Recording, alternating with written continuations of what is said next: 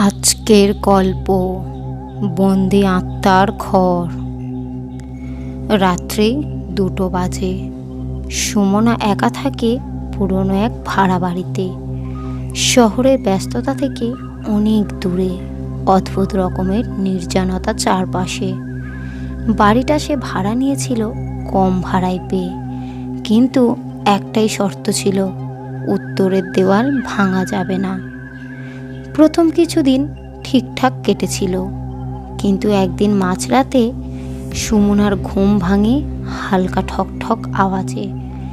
মনে হলো যেন কেউ দেওয়ালের ওপারে কাটকাটারি করছে। ইঁদুর হবে ভেবে সে চোখ বন্ধ করে, কিন্তু পরদিন রাতে সেই আওয়াজ আরও জোরে শুরু হলো। ঠক ঠক, ঘস ঘস। সে কান পেতে শোনে। মনে হলো কেউ আস্তে আস্তে কেঁদে চলেছে।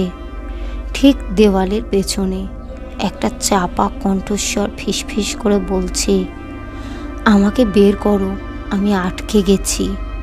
সুমনার গা ঠান্ডা হয়ে আসে। সে দেওয়ালের দিকে তাকিয়ে বলে, কে ওখানে?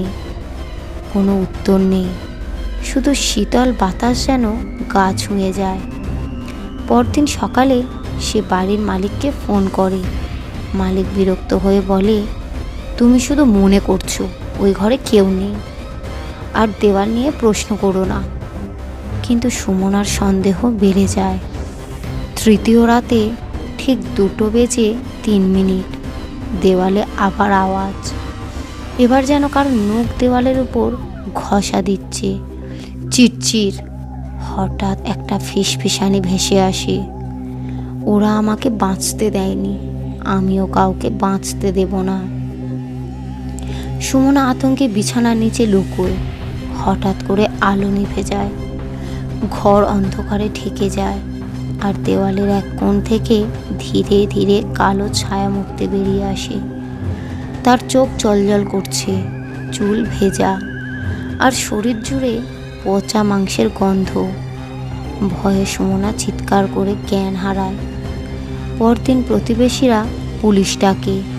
ঘরে ঢুকে দেখে সুমনা ঘরের এক কোণে অচেতন অবস্থায় পড়ে আছে। দেওয়ালের গায়ে নখের আঁচড়ের দাগ আর লাল রঙের লেখা, সে ফিরে এসেছে। পুলিশ তদন্ত করে জানতে পারে 10 বছর আগে ওই বাড়ির উত্তরের ঘরে একটা মেয়েকে পাথর চাপা দিয়ে মেরে দেওয়ালে বন্দি করা হয়েছিল। তার মৃত্যুর পর থেকে যে ওই ঘরে থেকেছে কেউ টিকতে পারেনি, আর এখন সে আবার জেগে উঠেছে। তার প্রতিশোধের খেলা শুরু হয়েছে মাত্র। গল্পটি কেমন লাগলো কমেন্ট করবেন এবং একটা লাইক করবেন। আর এইরকমই নতুন নতুন ভূতের গল্প শুনতে চ্যানেলটিকে সাবস্ক্রাইব করবেন।